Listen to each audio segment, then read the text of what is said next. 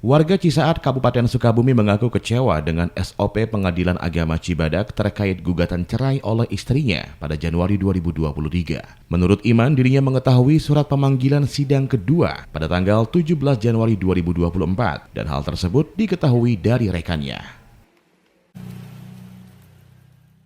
Tidak ada sama sekali dari sidang 1, sidang 2 sekarang itu tidak ada panggilan. Untuk penggugatnya hari ini ada hadir. Hari ini ada hadir barusan. Cuman tadi kata hakim bahwa lagi memperbaiki gugatannya. Ditunda Rabu depan tanggal 24 dan itu pun mediasi kata hakim. Nah sebelumnya Kang Iman sendiri tahu ada persidangan hari ini dari siapa, Kang? Tidak ada, dari teman. Temannya istri. Artinya tidak menerima sepucuk surat pemanggilan. Itu pun cuma lewat WA. Lewat WA. WA itu pun untuk si penggugat, bukan untuk yang ditunda.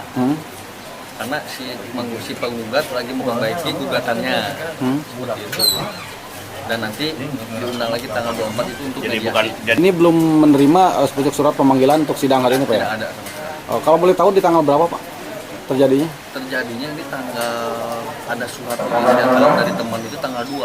Dan nggak ditandatangani. Dan nggak ditandatangani sama si penggugat. Sementara itu, saat dikonfirmasi hal tersebut, menurut Panitera Muda Permohonan, Aji Sucipto mengatakan, Pengadilan Agama telah melakukan pemanggilan kepada tergugat melalui surat panggilan jurusita. Ke PTSP, di sana nanti ada pos bantuan hukum untuk membantu proses pembuatan gugatan, dan setelah itu sudah terverifikasi datanya, syaratnya, baru nanti melakukan pendaftaran ke meja 1 gugatan. Untuk pemanggilan pertama itu dilakukan secara teknisnya bagaimana, Pak? Untuk surat terdahulu atau seperti apa? Ada surat. Ada surat pemanggilan. Ada surat pemanggilan, baik itu secara tercatat maupun secara manual yang dilakukan oleh jurusita. Gitu ya. Itu pasti dilakukan panggilan. Jika terjadi di lapangan tidak ada surat pemanggilan, tapi katakanlah di hari ini ada jadwal persidangan, bagaimana Pak konsekuensinya?